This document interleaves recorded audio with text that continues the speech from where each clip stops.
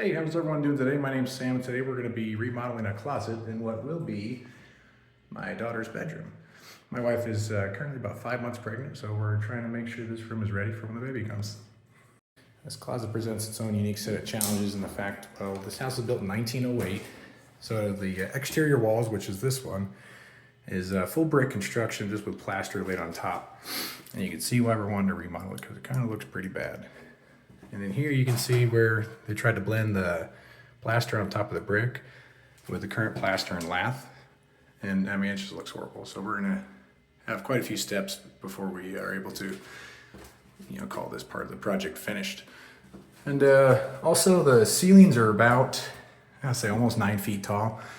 And her idea was to lower that ceiling down to 8 feet. So that's where you see the lighting box there, which supported by 2 1/2-inch pieces of EMT strapped within 18 inches, which is compliant with the NEC, the National Electric Code.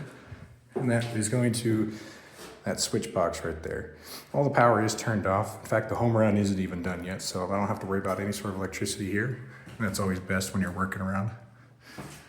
And so first step we're gonna do, we're taking off all this molding down here. And taking off the molding here right around the inside of the door frame. And then I gotta chip away at some of that plaster just so it's a flat enough surface, because what I'm gonna end up doing is just slapping drywall right on top of this.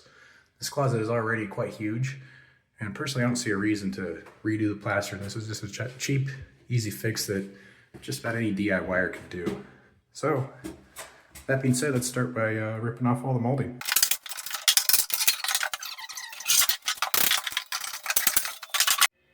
One little trick I found, I've got a piece here that's being a little bit stubborn.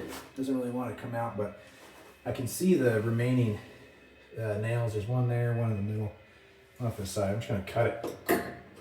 These pliers can cut just about anything. Get them close enough in there. There we go. Next step is going to be just removing this trim molding here along the inside of the door frame. I'm going to go ahead and start up top. Make sure you guys got a decent view there.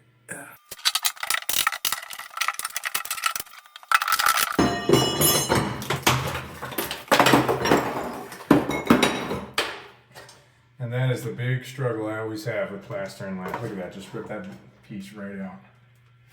That explains the struggle. So, looks like we're going to be drywall on this side as well.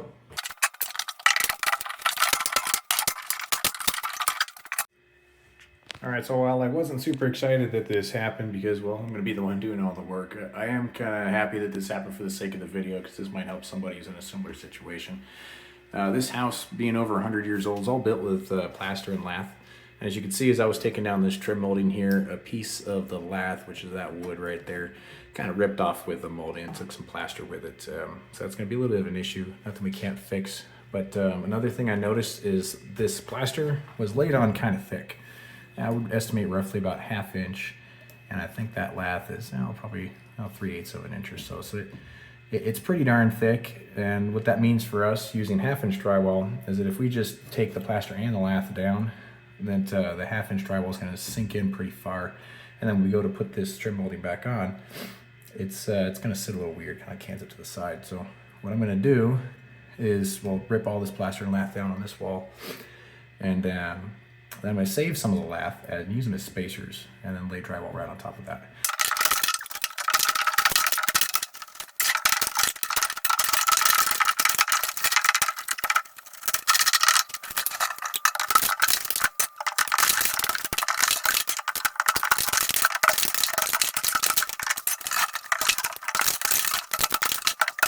One of the things you'll notice with, if you ever work with plaster and lath, hope you don't have this misery, is there's a bunch of nails that they used to hold that lath in place. The majority of those nails did come out with the lath, but as you can see, there's still a bunch that I have to contend with here. So, next step in the surface preparation for drywall is just to remove all those nails and get a nice flat surface for that drywall. So for this step, I'll be using one of these tools. They're my personal favorite for pulling out nails, especially when there's a whole bunch of them. I'll just kind of show you the technique I use, and then Make sure this video gets fast forwarded just so I don't waste your guys' time. All right, so you grip your nail. You don't want to grip too tight because it will cut right through it, and then you use rock. And it pulls right out. And from that disastrous demo job, I did save a bunch of strips of this lap here, so we're gonna measure some of that out and see what we want to save, and then we'll junk the rest.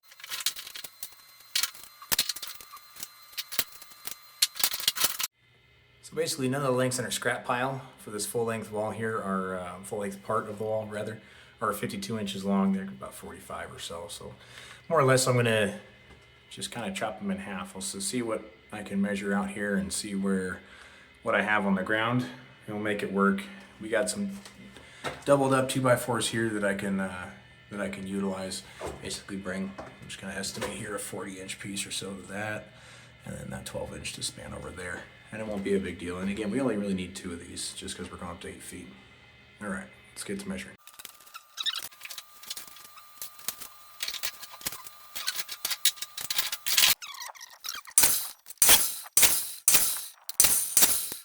So now I'm going to take the time to mark out every 12 inches all the way up, just so when I go to hammer on that lath, I got a good idea of where I need to put it.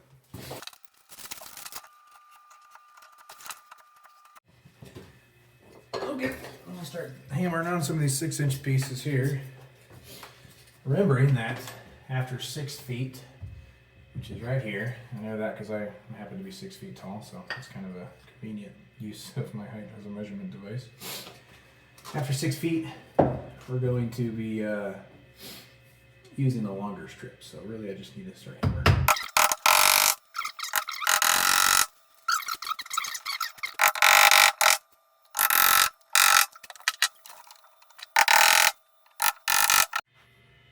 Alright, so this is kind of the finished product of adding all my spacers there.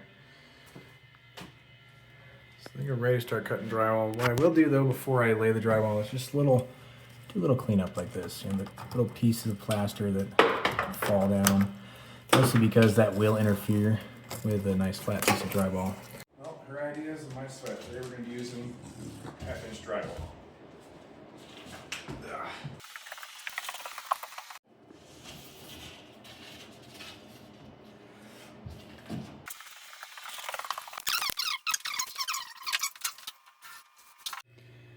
Alright, so for this long piece, or shorter of the 2 cuts right up top here, I'm going to use a oscillating tool and a wood blade. It will end up chewing through some wood blades just because, well, it's designed for wood, not drywall, but drywall is so incredibly soft that I don't typically care.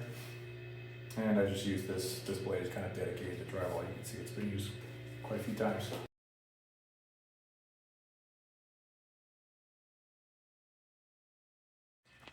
Alright, so it's kind of laying in place. I'm about to throw some screws in there. And one of the things you might run into, which I tend to run into a lot in this old house, is the walls aren't square. So, as you can notice up here, that's a nice flush fit. That's where I measured 80 inches from, and over there, well, it's not. But it's not the end of the world. Also down here, I did have to chip a little bit more away at this plaster for the same exact reason. That wall just isn't square, and that's a bummer. But all this gap right here is going to be covered with trim molding. I'm not super concerned about it.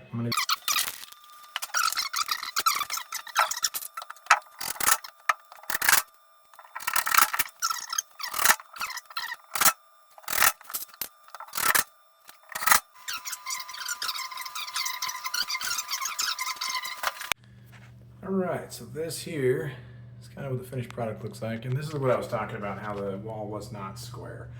If you look at the top, this piece right here extends all the way to 8 feet. So does that corner. But with this wall not being square, everything's kind of tilted down to the side, so I was actually mistaken. The door frame is level. It's that wall that kind of kicked everything over. That sucks, but again, we'll make it work.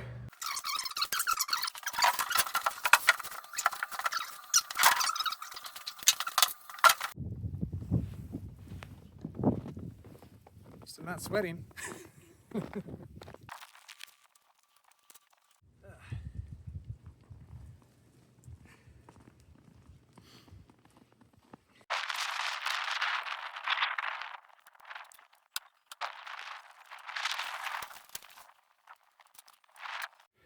All right, I got this one successfully hauled up the stairs. And you can see that's a full 4x8 sheet of plywood.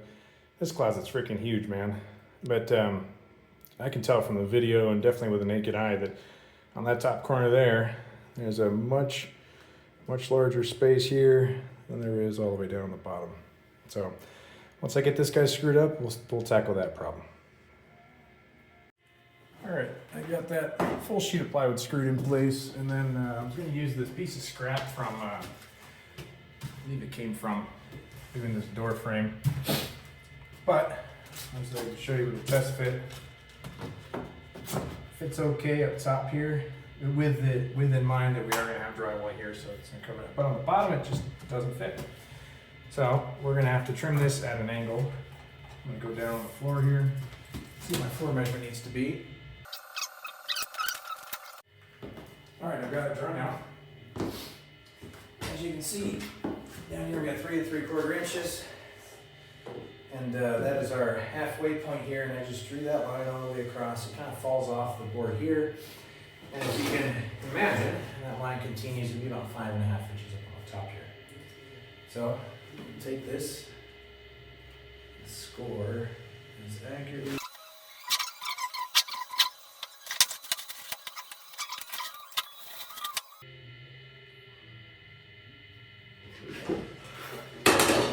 See here, the line is, that part of the drywall sticking out.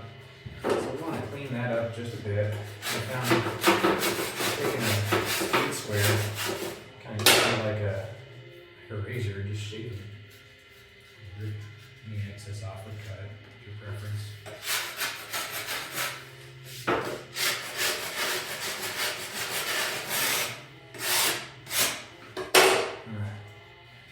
That is hopefully going to fit our wall.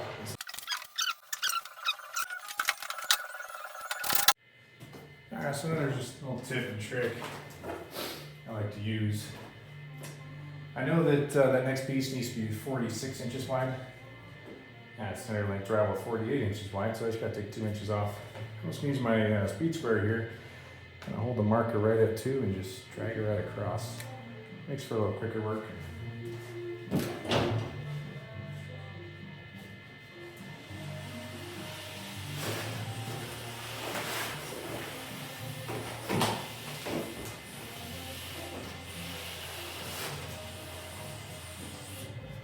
Go. All right, so I got this piece laid in here. It looks rather nice. And I went ahead and just, with my marker, marked where I'm going to put all my screw holes. As I'm sure you've wondered, how I'm going to screw it in. I'm going to use this ribbed anchor set. You can pick this set up at Home Depot. They're fairly cheap. And I found they work quite well on plaster and brick. So I've marked out the holes because that's where I'm going to be drilling. And I also, as you can tell, marked out little tick marks. So when I remove this piece of drywall and I go to put it back in place and finally screw it in for good, and I can tell that it is lined up here and over here. Well, that tick mark's already kind of not that great, but either way, I've got more than one tick mark going all the way down. So let's get to drilling and see how accurate my drill holes are.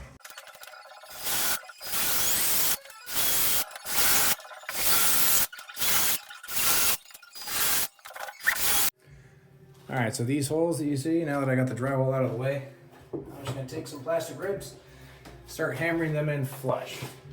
Let's start with this guy here. You guys got a decent view of that.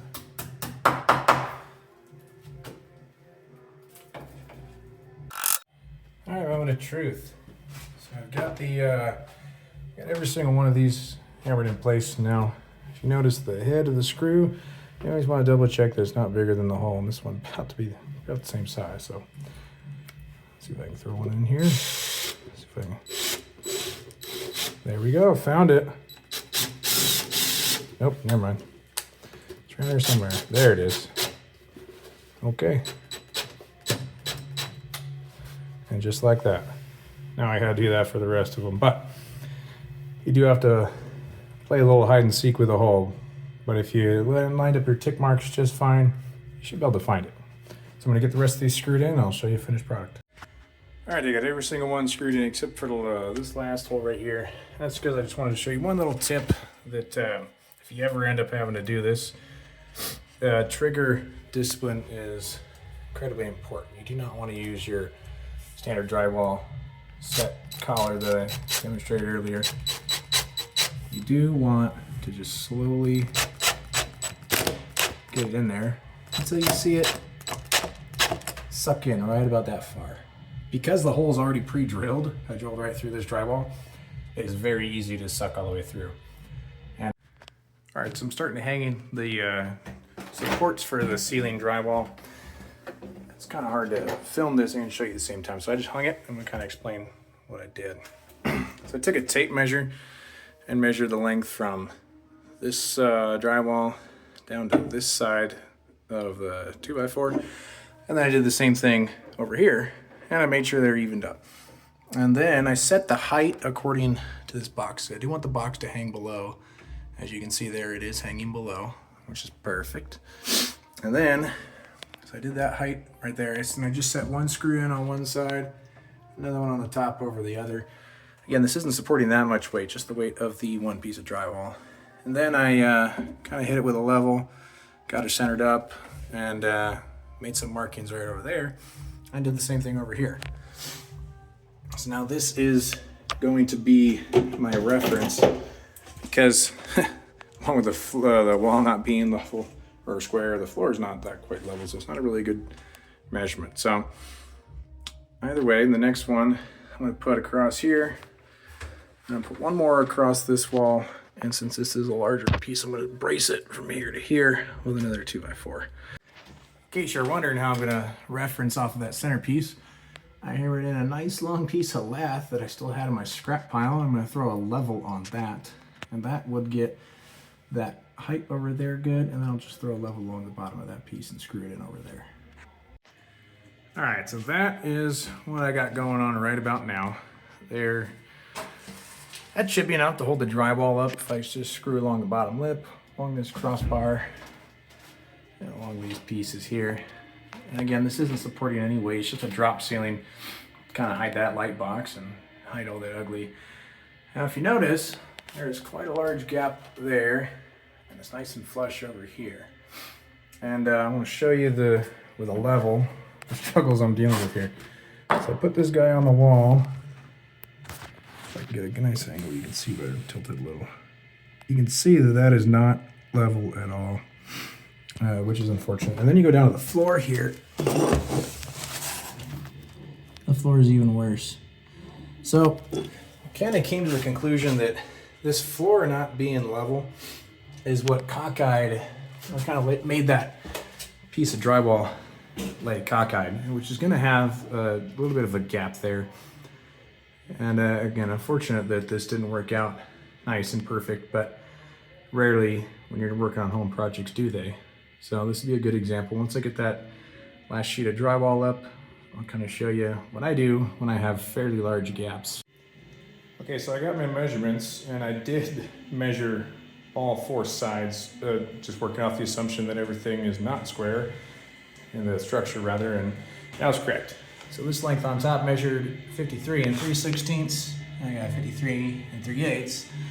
And this side, 46 and 3/8. 46 and 7/16. Now that is exact measurements, and I did use a little laser tape measure, about 30 bucks on Amazon, and they're pretty freaking sweet. Shoot a laser, press and hold, gives you your exact measurement. All right, so I got the piece cut out, and I did mark where the center of that light box is going to be. But if you recall, the box is oriented as such. Stand corner to corner, measuring 4 inches.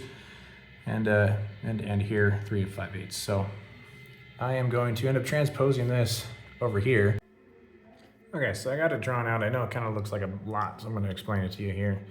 So I first measured my 4 inches across corner to corner, and I gave myself an extra 1/4 inch. This is actually 4 1/4, quarter to quarter. But then if I measured here, which I did, end to end, it equaled out to be about 3 inches. And if you recall, we need 3 5/8. And that's just because this rounds out a little bit further away. So then I gave myself, again, an extra 1/4 inch to 3/8, and I measured out this part of the square. So really what's happening is as it gets near this corner, it just kind of rounds out somewhere along, something like that. So I'm gonna just mimic that best I can.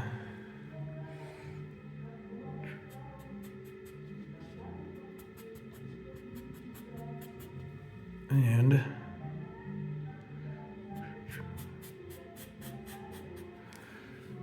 so now we are just going to remove all of that.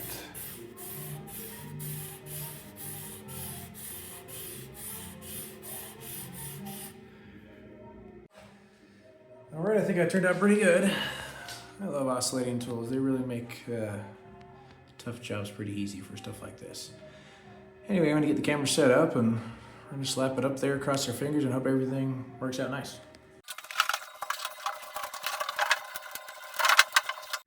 All right, I got it all screwed in. I did throw a level on there, believe it or not. That ceiling is level, unfortunately, just with the floor and how that laid.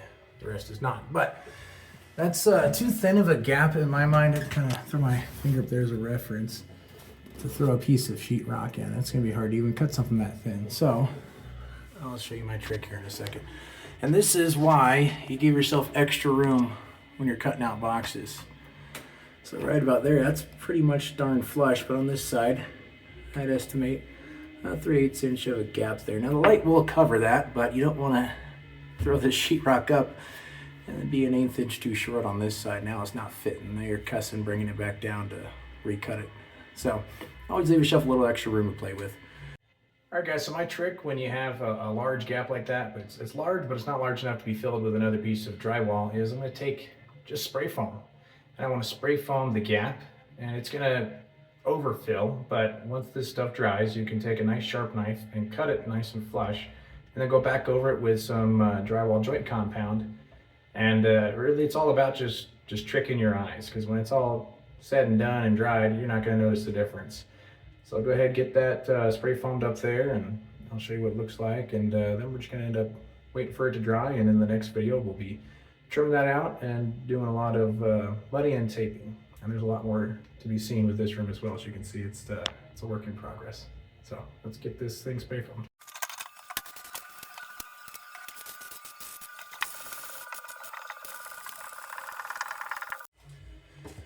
That's what it looks like right after application. And you can see I just spray foamed the big gaps. And over here, wasn't really necessary. So once this dries, and I will give it a few days to dry just because there's a couple places that are quite thick. I'll come back through the knife, I'll cut it nice and flush, kind of into a 90. And then when I come around with my mud, I'm gonna go ahead and trick your eyes, and you'll never know that was a nice, humongous gap. Another thing is if you're gonna end up using this trick, I recommend using window and door foam. It's because it has that, quote, no bow formula, which means it's not going to be putting pressure on the drywall at all. It's just going to fill any void and then dry. Whereas the other stuff will actually, as it dries, kind of think of it like water freezing. It'll expand and put pressure and could end up breaking some drywall. So it's a window and door formula for this trick. So I think I got her approval. Me encanta. She loves it, she says. She's obviously done 1 or 2 of these with me and knows that after we cut the foam and mud and tape, it'll turn out all right. But don't forget to like and subscribe, and come back later for our follow-up video. We'll be cleaning this up, muddy and taping. All right, thanks guys, have a good one.